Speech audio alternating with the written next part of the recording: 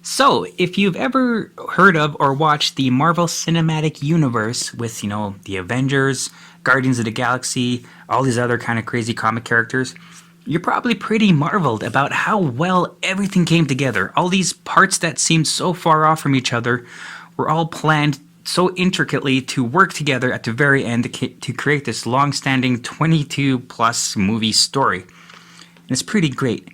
If you look hither and dither in the past, you can kind of see elements of how other kind of storytelling did work out this way. And today, because I love Christmas so much, I would like to focus a little bit on the Rankin and Bass Christmas specials and how they kind of did create a little cinematic Christmas universe with three main characters.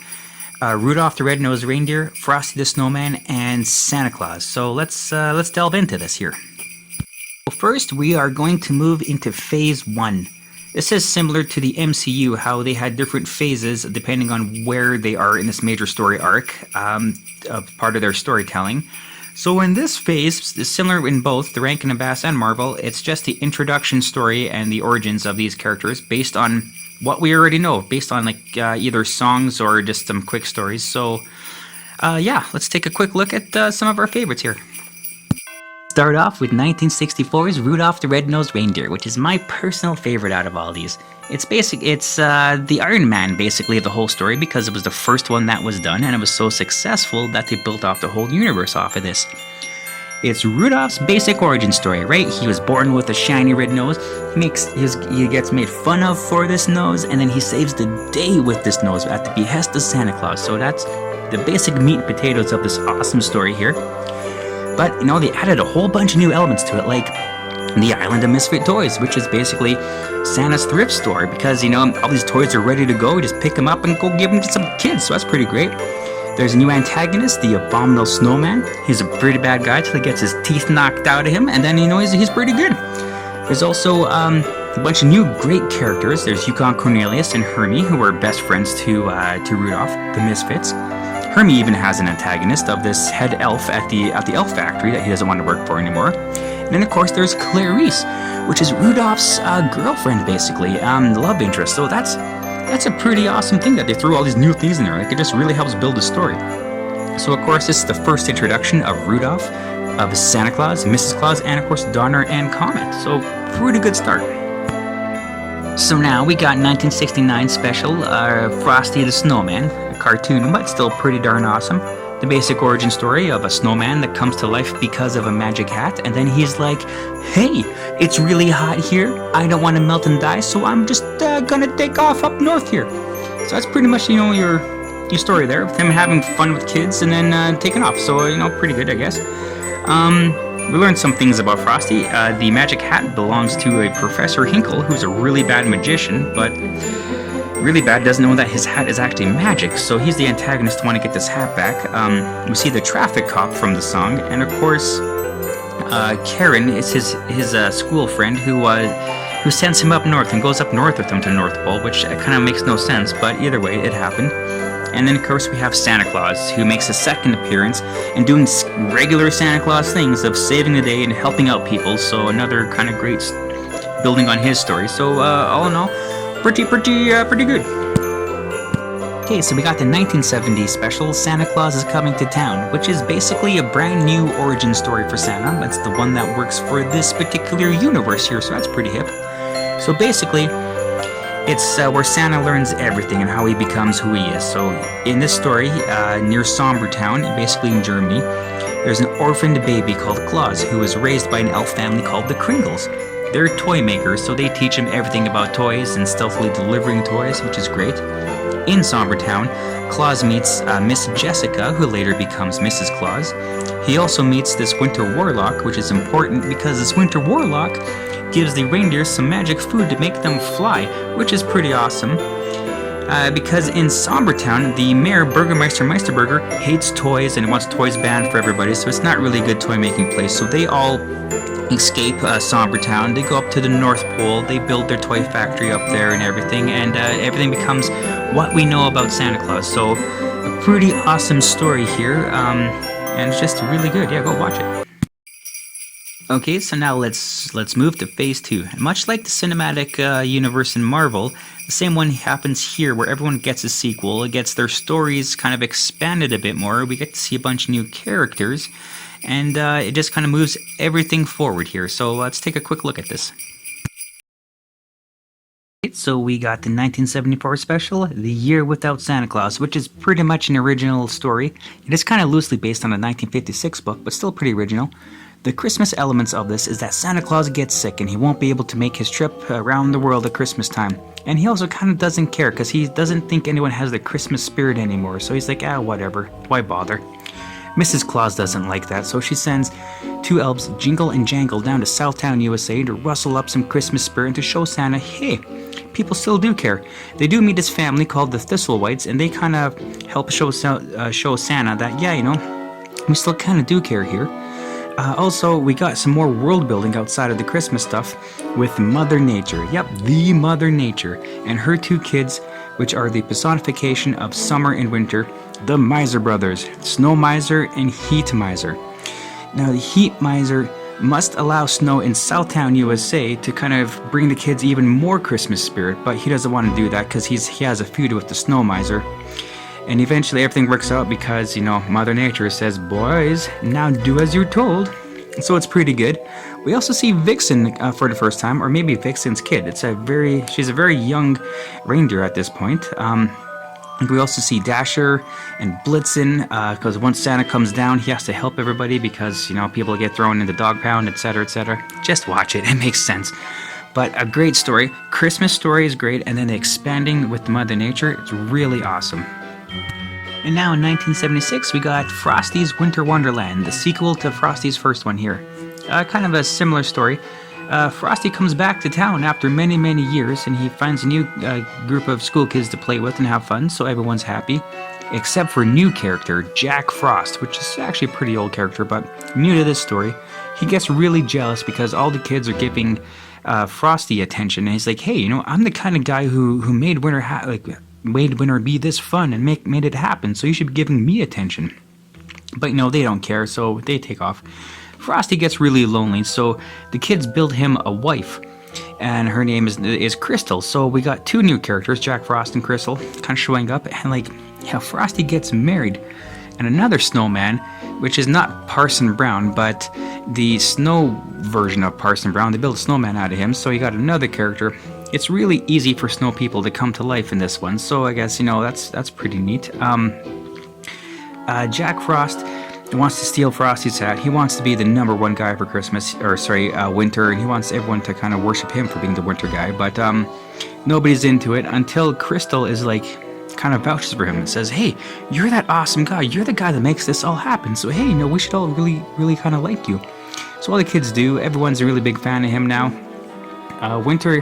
Jack Frost keeps winter around for quite a long time, and everyone's like, you know what, it's time for spring, like let's get out of here. So it's a pretty good story. So like new characters, not so much the world building, but just the character building. So a really good one here.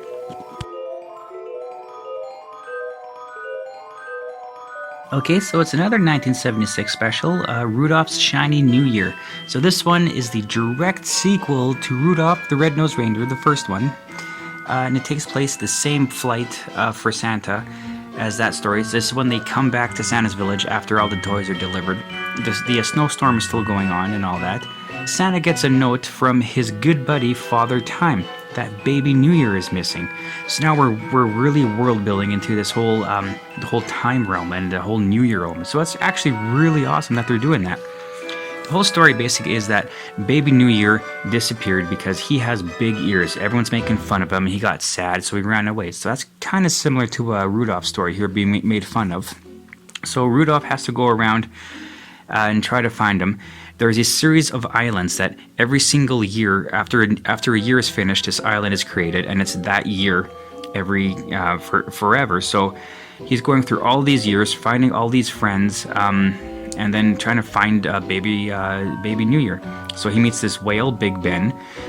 He meets a knight. He meets a caveman. He meets basically Benjamin Franklin. They're all trying to find Baby New Year. They eventually finally do. There is this vulture named Eon, Now this vulture he can only live for 1 eon, and this would be his last year. So he doesn't want Baby New Year to be found and save the New Year. So, but still you have to let the New Year go. But at the end, everyone is saved. Baby New Year is found. Even Eon is saved. So everything is actually pretty wonderful. You're a great little kind of story building on this. So good job, guys. Also, we kind of have some fun little cameos from some previous characters. We have the Thistle Whistles from Southtown, USA in The Year Without Santa Claus. They're at the New Year's party at the end of it.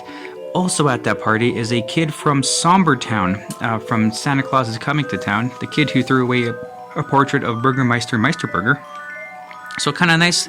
They're probably just reusing puppets, but still kind of nice to see some little throwbacks like that. Okay, so now we're entering Phase 3. So just like the Marvel Cinematic Universe, this is the end of it all. Everything kind of built up towards this. Not so much, I guess, technically with the Rankin and Bass. Nothing was really built up to this. There was a lot of things added together from everything else, and they just added new storytelling to it with new characters and everything out of the blue, but still a really good kind of climax for the end of this cinematic universe. Okay, so this is 1979's Frosty and Rudolph's Christmas in July, and there's a lot to unpack in this endgame here, so let's just get into it. We go back to the far past where there's this evil wizard Winterbolt, and he's fighting with the good Lady Borealis, and she puts him into a deep coma. He wakes up later after Santa Claus has built his castle up north, from the Santa Claus is Coming to Town. Nice little tie-in. He wants to stop Santa from going back out and doing Christmas stuff, so he creates this giant snow blizzard to keep him trapped in there. The Lady Borealis gives all of her power to this brand new newborn Rudolph, and his nose glows because his nose is full of all this power, which is pretty awesome flashback storytelling to build everything up here. Now we're in the present, and we have Frosty and his wife Crystal and his 2 kids now, Millie and Chili. Like, pretty awesome. And they want to go with Rudolph down to Florida because they want to go to a circus where one of their friends is having a failing kind of circus there, so they want to help out. Winterbolt, he wants to get in on this scheme here, so he disguises himself and he gives the kids and Crystal these amulets to help to prevent them from melting in the Florida sun. Frosty, of course, has his hat, so he's pretty good. Like, Winterbolt is hilarious, man. He's the anti-Santa Claus. He even has a sleigh pulled by snakes. And for the circus, he even recruits one of Santa's rejected reindeers named Scratcher. Like, what a concept. That is just hilarious. So this Scratcher guy, he frames Rudolph for theft at the circus, and Rudolph believes that he actually did it then. Makes his nose power go up because he believes he did something evil and wrong, and that's just, oh man, that's just bad. But now Winterbolt wants Frosty's hat, so he says, hey man, if you give me your hat, I can give Rudolph his nose power back. Isn't that great? And Frosty's like, yeah, I'm gonna have to do it because he's my friend, and that's what friends do. See, but Winterbolt wants the hat so he can unlock the magic in it to make an army of snowmen, which is just hardcore for a Christmas story. So, long story short, Rudolph gets his powers back because he does something brave. Winterbolt gets his scepter destroyed by one of the circus folk because, that's what they do. He loses everything. He turns into a tree, and Frosty is still a puddle. But Big Ben, the whale from Rudolph's Shiny New Year, he comes back with Jack Frost, and Jack Frost uses some Christmas wind to bring Frosty back to life, so everything's all good. Also, Santa comes back down. He was detained by Winterbolt for a while, so everything's kind of safe and good there now, and happily ever after. Bam! So we got some cool throwbacks, like Santa Claus is Coming to Town, when the Kringles and Santa and Mrs. Claus went up north to start building their castle. We kind of see some of that retold. We also see Rudolph's former girlfriend, apparently, Clarice. She made a little cameo appearance in the background when Rudolph was singing a song, No Bed of Roses. So it sounds like they broke up or something. I'm not sure what happened there. Maybe she went to date Fireball, who knows? But yeah, pretty nice throwbacks and kind of, a bit heavy there too. So also in 1979 we got Jack Frost. Now this is like a Spider-Man Far From Home kind of story where it happens after the big end game kind of conflict here, and it's kind of ties things up a little nice here. So this is technically a Groundhog Day kind of story here, but it still takes place in winter, so that's pretty hip. So we're in the town of January Junction. I think it's in Eastern Europe, and it's run by the evil King Kubla Kraus. Kind of a funny character, but he kind of runs this place with an iron fist. Literally. While the sprites are getting winter ready for this place, Jack Frost notices this woman named Alicia, and he falls in love with her. Then he convinces Father Winter to turn him into human so he can spend some time with this woman. And so, long story short, Jack notices what Kubla Kraus is doing to everybody, so he does battle with him. He wants them, wants everyone to be safe and free. Alicia falls in love with Sir Ravino, so Jack's like, oh well, I'm gonna turn back into a sprite, and he basically saves the day by kicking Kubla Kraus out of town, and everyone's basically happy. The end. And there you have it, the whole kit and caboodle of this particular story arc here in the Rankin and Bass Christmas Cinematic Universe, involving other seasons as well.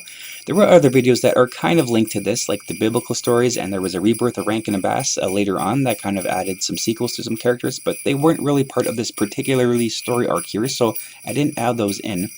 Of course, a lot of other specials that really were not part of this, I also didn't add those. I didn't add every single little detail because, there's a whole lot in there. I don't want this video to be too long.